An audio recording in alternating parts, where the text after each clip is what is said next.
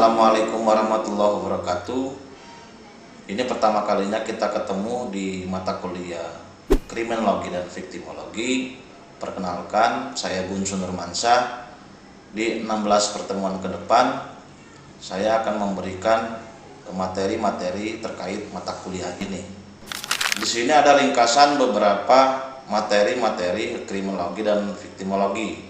Di antaranya, yang pertama itu kita nanti membicarakan tentang perkembangan studi kriminologi, teori kriminologi, kedudukan kriminologi dalam hukum pidana dan reaksi masyarakat. Kemudian kita berbicara tentang paradigma manusia dalam kejahatan. Kemudian kita berbicara tentang karakteristik dan tipologi kejahatan serta upaya penanggulangan kejahatan. Itu di bagian kriminologi. Kemudian di bagian viktimologi nanti kita berbicara bagaimana perkembangan studi viktimologi, pengertian dan ruang lingkup viktimologi, hubungan pelaku kejahatan dengan korban dalam peristiwa kejahatan, pembenaran diri dan penetapan target korban.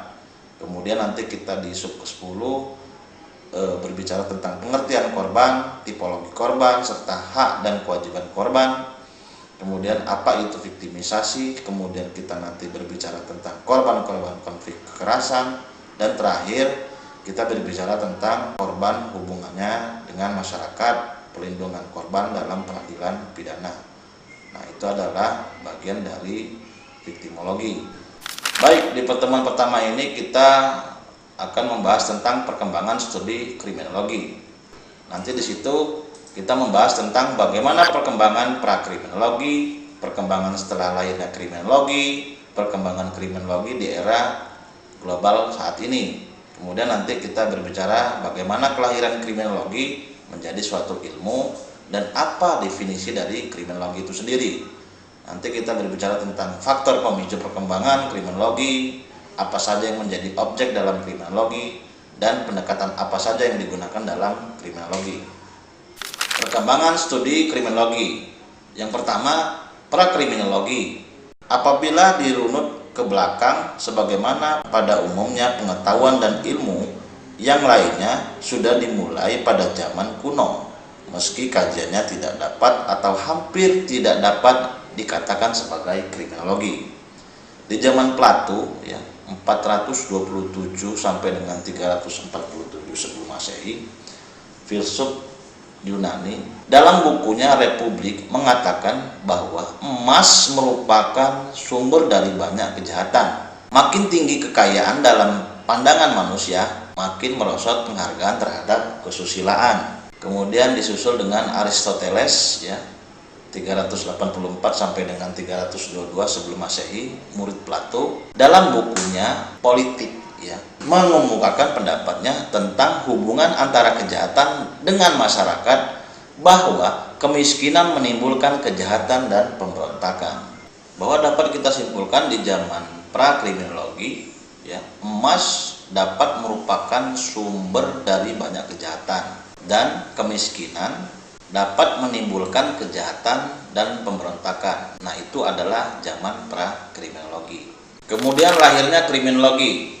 Kriminologi sebagaimana ilmu yang lain baru lahir pada abad ke-19, dimulai pada tahun 1830, adalah Adolf dari kota Quetelet, Prancis, sebagai pelopornya, jadi bersamaan dengan dimulainya sosiologi. Pada abad 19, sosiologi kriminologi timbul akibat dari berkembangnya sosiologi dan statistik kriminal, sehingga studi mengenai tindak pidana dan pelaku pidana sudah mulai sungguh-sungguh dipelajari. Istilah kriminologi pertama kali digunakan oleh Paul Topinard, seorang ahli antropologi Prancis. Terjadinya kejahatan dan penyebabnya telah menjadi subjek yang banyak mengundang perdebatan, spekulasi, teoretisasi, penelitian di antara para ahli maupun masyarakat. Banyaknya teori yang berusaha menjelaskan tentang masalah kejahatan, walaupun teori-teori tersebut banyak dipengaruhi oleh agama, ekonomi, filsafat, dan politik. Perkembangan kriminologi di era globalisasi saat ini. Era global yang dimulai sekitar tahun 1970 sering dinamakan globalisasi, mengandung makna yang dalam dan terjadi pada segala aspek kehidupan, misalnya ekonomi, sosial, budaya, politik, ilmu pengetahuan, dan teknologi, dan sebagainya. Sebagaimana dampak kemajuan teknologi transportasi, komunikasi, dan informatika modern yang luar biasa. Globalisasi yang ditandai oleh informasi menuntut nilai-nilai dan norma baru dalam kehidupan nasional dan antar bangsa. Kriminologi memperluas cakrawala keilmuannya dengan mengkaji berbagai kejahatan modern yang menuntut penanggulangannya secara modern pula. Ketentuan hukum yang sesuai dan berlaku serta penegakan hukum atas terjadinya kejahatan menjadi sorotan pula sebagai bahan kajian kriminologi. Dari penjelasan kriminologi era globalisasi memerlukan pendekatan baru yang berbeda dengan pendekatan di masa yang lampau. Perkembangan kejahatan money laundering, terorisme, insider trading, kejahatan ekonomi oleh orang dalam, penyuapan terhadap pejabat publik asing oleh pihak swasta, kejahatan lingkungan dan global, dan masih banyak lagi jenis kejahatan baru. Penjelasan jenis kejahatan baru tersebut hanya dapat dilakukan dengan pendekatan sosiologi ekonomi makro yang mengakui bahwa kejahatan tipe baru terkait dengan perkembangan ekonomi global.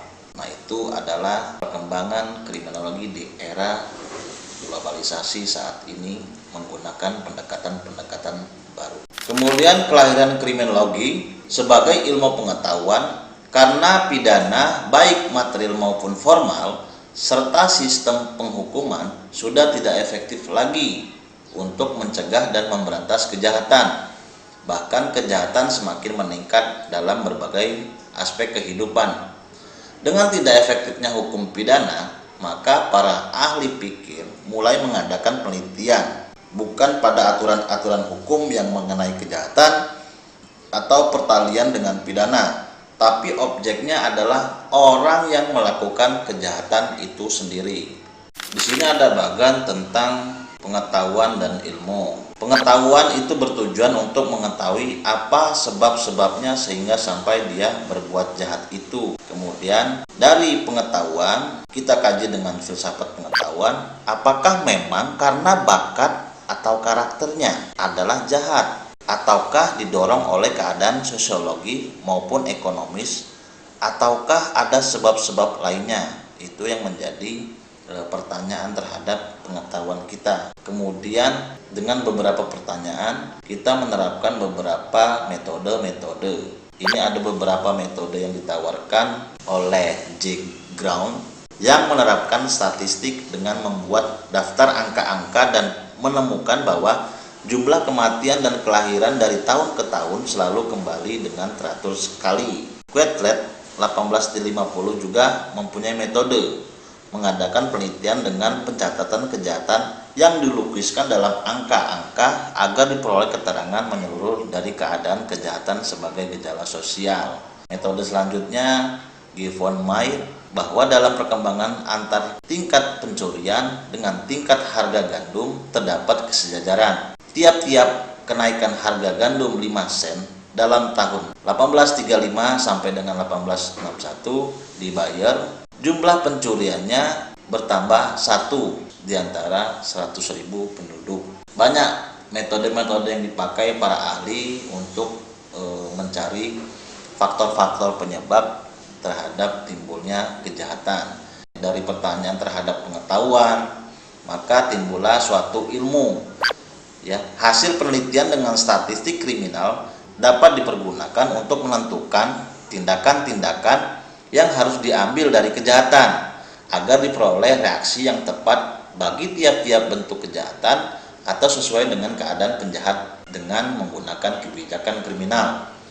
Dengan hasil penelitian-penelitian tersebut, sejak itulah kriminologi menjadi ilmu pengetahuan yang mandiri, sehingga mengenai kejahatan patut dipelajari lebih lanjut menjadi sebuah keilmuan. Maka dengan ini kriminologi menjadi sebuah ilmu. Nah, sekarang kita masuk ke definisi kriminologi. Pengertian kriminologi menurut para ahli sebagai berikut. Ada Paul Topinat memberikan definisi kriminologi yang harfiah berasal dari kata krimen yang berarti kejahatan atau penjahat, dan logos yang berarti ilmu pengetahuan. Wegabonger mendefinisikan bahwa kriminologi adalah ilmu pengetahuan yang bertujuan untuk menyelidiki gejala kejahatan yang seluas-luasnya. Kemudian Edwin H. Sutherland, kriminologi sebagai disiplin ilmu adalah keseluruhan ilmu pengetahuan yang berkaitan dengan perbuatan jahat yang dikategorikan sebagai gejala sosial. Sutherland mengatakan bahwa kriminologi mencakup proses-proses perbuatan hukum, pelanggaran hukum, dan reaksi terhadap pelanggaran hukum. Kemudian ahli berikutnya, Thorsten Selin, lebih diperluas lagi dengan menambahkan conduct norm sebagai salah satu lingkup penelitian kriminologi, sehingga penekanannya di sini lebih sebagai gejala sosial dalam masyarakat. Dan masih banyak lagi pendapat-pendapat ahli seperti Michael Adler, Wood, Noah. Nah, ini ada Paul Mudikdo Mulyono memberikan pengertian bahwa kriminologi adalah ilmu pengetahuan yang mempelajari kejahatan sebagai masalah manusia. Bisa dibaca banyak lagi para pemikir ahli yang memberikan definisi tentang kriminologi. Ada beberapa faktor pemicu perkembangan kriminologi. Itu yang pertama, ketidakpuasan terhadap hukum pidana, hukum acara pidana, dan sistem penghukuman. Kapasitas hukum pidana yang terbatas pada usaha untuk mencari membuktikan adanya perbuatan atau actus reus dengan kesengajaan atau lalai yang disebut mens rea. Kemudian faktor berikutnya, penerapan metode statistik, pengamatan massal dengan menggunakan angka-angka. Kemudian upaya mencari penjelasan mengenai sebab kejahatan. Nah, itu ada beberapa faktor pemicu perkembangan kriminologi.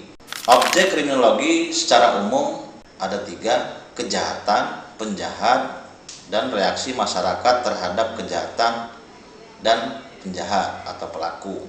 Kejahatan yaitu perbuatan yang disebut sebagai kejahatan. Kriteria suatu perbuatan yang dinamakan kejahatan tentunya dipelajari dari peraturan perundang-undangan pidana, yaitu norma-norma yang di dalamnya memuat perbuatan pidana. Ini pandangan yuridis dan sosiologi. Penjahat yaitu orang yang melakukan kejahatan. Kemudian reaksi masyarakat terhadap kejahatan dan pelaku kejahatan, yaitu studi yang bertujuan untuk mempelajari pandangan serta tanggapan masyarakat terhadap perbuatan-perbuatan atau gejala yang timbul di masyarakat yang dipandang sebagai merugikan atau membahayakan masyarakat luas, akan tetapi undang-undang belum mengaturnya. Jadi objek kriminologi secara umum itu kejahatan yang sudah diatur, kemudian pelabelan terhadap penjahat di dalam undang-undang, kemudian reaksi masyarakat walaupun memang itu tidak diatur dalam undang-undang, akan tetapi manakala memang itu merugikan atau membahayakan, maka dapat dikatakan itu jadi objek kriminal. Di sini ada beberapa pendekatan dalam kriminologi. Ini kita mengambil pendapatnya Herman Mannheim mengemukakan 3 pendekatan dalam ilmu kriminologi, yaitu dengan cara pendekatan deskriptif, pendekatan kausalitas, kemudian pendekatan normatif. Pendekatan deskriptif itu pengamatan dan pengumpulan fakta tentang pelaku kejahatan. Kemudian pendekatan kausalitas, penafsiran terhadap fakta yang diamati yang dapat dipergunakan untuk mengetahui penyebab kejahatan baik secara umum maupun yang terjadi pada seseorang individu. Kemudian pendekatan normatif bertujuan untuk mencapai dalil-dalil ilmiah yang valid berlaku secara umum maupun persamaan serta kecenderungan-kecenderungan kejahatan. Nah, itu adalah beberapa pendekatan dalam kriminologi menurut Herman Mannheim.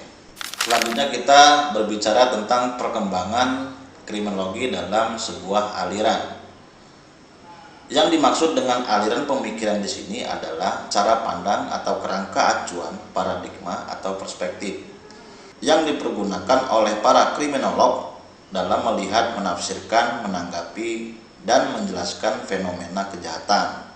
Oleh karena itu, pemahaman terhadap dunia sosial terutama dipengaruhi oleh cara kita menafsirkan peristiwa-peristiwa yang kita amati atau kita lihat Sehingga juga bagi para ilmuwan, cara pandang yang dianutnya akan dipengaruhi wujud penjelasan maupun teori yang dihasilkannya.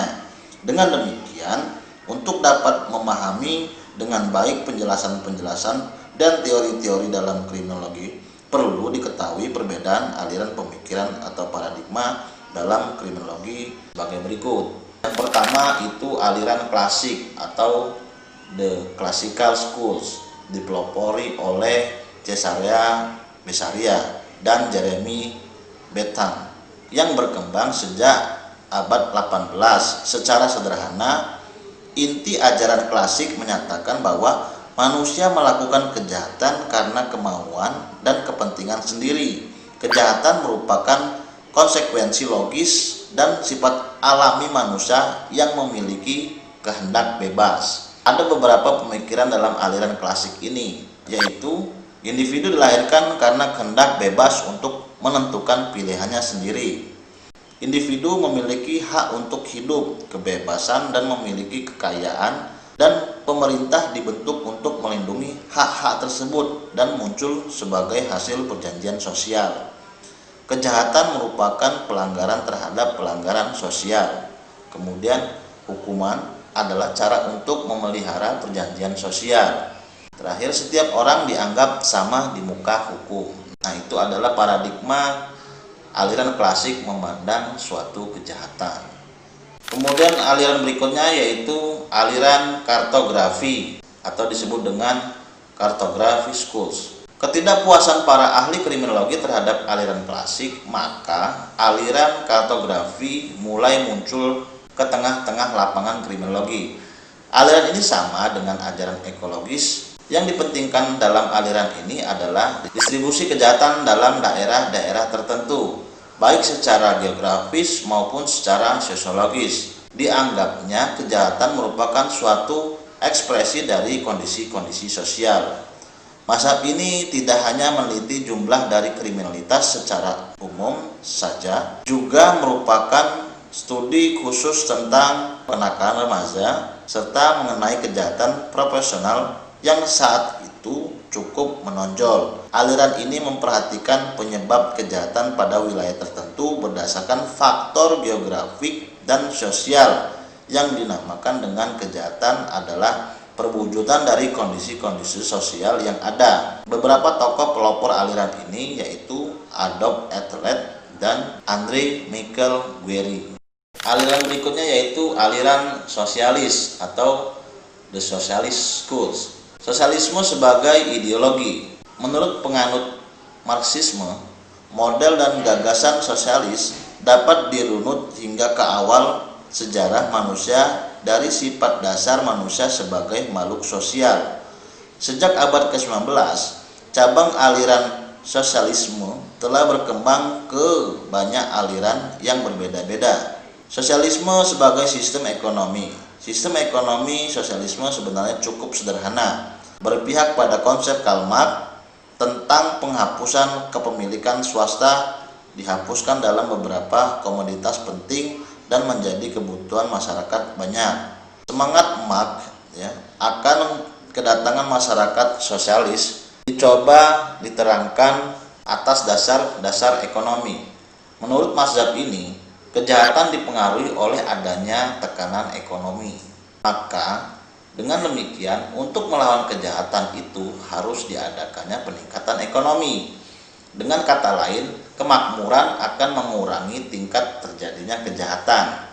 Kemudian dalam perkembangannya, mazhab tersebut disebut sebagai ajaran sosialis. Yang menjadi pusat perhatian adalah ajaran ini, determinisme ekonomi.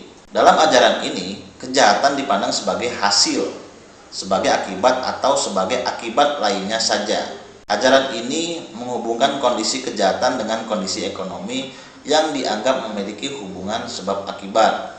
Walaupun dengan demikian, ajaran ini dapat dikatakan ilmiah, sebab ajaran ini dimulai dengan sebuah hipotesa dan kumpulan bahan-bahan nyata dan menggunakan cara yang memungkinkan orang lain untuk mengulangi penyelidikan dan untuk menguji kembali kesimpulan-kesimpulannya.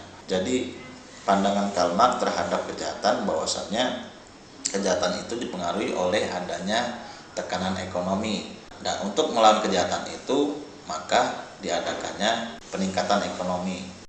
Aliran berikutnya itu aliran positif atau dikenal dengan the positive school. Di sini ada beberapa pemikiran tentang aliran positif, diantaranya Lombrosian, ya, penolakan terhadap mazhab sosialis dilancarkan oleh kaum tipologik, yakni mereka yang menganggap bahwa kejahatan bukan hasil dari pengaruh ekonomi, namun kejahatan dihasilkan dari pengaruh perilaku manusia itu sendiri. Aliran ini bertolak pada pandangan bahwa perilaku manusia ditentukan oleh faktor-faktor di luar kontrolnya, baik yang berupa faktor biologi maupun kultural. Dalam aliran ini, manusia diakui sebagai makhluk yang mempunyai kehendak bebas menentukan pilihannya. Akan tetapi aliran ini berpendapat bahwa kehendak manusia tersebut tidak terlepas dari pengaruh faktor lingkungannya. Aliran ini berpegang pada keyakinan bahwa kehidupan seseorang dikuasai oleh hukum sebab akibat. Itu pelopornya Caesarea Lamroso yang menganggap bahwasanya kejahatan itu hasil dari pengaruh perilaku manusia itu sendiri. Kemudian aliran positif ini mempunyai landasan berpikir sebagai berikut. Yang pertama, kehidupan manusia dikuasai oleh hukum sebab akibat. Masalah-masalah sosial seperti kejahatan dapat diatasi dengan melakukan studi secara sistematik mengenai tingkah laku manusia. Tingkah laku kriminal adalah hasil dari kondisi abnormalitas yang mungkin saja abnormalitas ini terletak pada individu atau juga pada lingkungannya. Tanda-tanda abnormalitas tersebut dapat dibandingkan dengan tanda-tanda yang normal. Abnormalitas ini dapat diperbaiki, maka penjahat pun dapat diperbaiki. Treatment lebih menguntungkan bagi penyembuhan penjahat, sehingga tujuan dari sanksi bukanlah menghukum, melainkan memperlakukan atau membina pelaku kejahatan. Itu secara perilaku. Kemudian yang termasuk dalam aliran positif tentang mental trastesi. Aliran ini berpendapat bahwa feeble mindedness atau kelemahan otak ini dapat menimbulkan kejahatan. Pelopornya adalah Henry H. Goddard. Dengan teorinya mengatakan bahwa kelemahan otak yang diturunkan oleh orang tuanya sesuai dengan hukum-hukum Mendel mengakibatkan orang-orang tersebut tidak mampu menilai akibat perilakunya dan tidak bisa menghargai undang-undang sebagaimana mestinya. Kemudian aliran yang masuk dalam aliran positif yaitu tentang psikologinya, bahwa kejahatan terjadi karena perbedaan tingkat psikologi manusia. Pelopornya yaitu Sigmund Freud. Nah, itu adalah beberapa aliran positif yang memandang bahwa kejahatan itu dari perilaku manusia itu sendiri. Dan kemudian terakhir ini aliran sosiologis atau disebut dengan sociological school. Aliran sosiologi sebenarnya merupakan pengembangan dari ajaran Enrico Fermi yang mengatakan bahwa setiap kejahatan adalah hasil dari unsur-unsur yang terdapat dalam individu, masyarakat, dan keadaan fisik. Aliran ini berpendapat bahwa kejahatan sebagai fungsi dari lingkungan sosial. Itu hasil perilaku kriminal dari proses yang sama seperti perilaku sosial lainnya. Maka dengan demikian, menurut aliran ini, proses terjadinya tingkah laku jahat tidaklah berbeda dengan tingkah laku lainnya, termasuk tingkah laku yang baik. Nah, itu adalah aliran pemikiran atau paradigma terhadap kriminologi. Kemudian kita bertanya-tanya, untuk apa kita mempelajari kriminologi? Ini ada beberapa tujuan. Secara umum adalah untuk mempelajari kejahatan dari berbagai aspek, sehingga diharapkan dapat memperoleh pemahaman mengenai fenomena kejahatan dengan lebih baik. Tujuan secara konkret untuk bahan masukan pada membuat undang-undang atau pembuatan atau pencabutan undang-undang. Kemudian bahan masukan bagi aparat penegak hukum dalam proses penegak hukum dan pencegahan kejahatan non penal terutama Polri. Memberikan informasi kepada semua instansi agar melaksanakan fungsi-fungsi yang diembannya secara konsisten dan konsekuen untuk mencegah terjadinya kejahatan. Kemudian memberikan informasi kepada perusahaan-perusahaan melaksanakan pengamatan internal secara ketat dan teridentifikasi, serta melaksanakan fungsi sosial dalam area wilayah perusahaan yang mempunyai fungsi pengamanan eksternal untuk mencegah terjadinya kejahatan. Dan terakhir, memberikan informasi kepada masyarakat,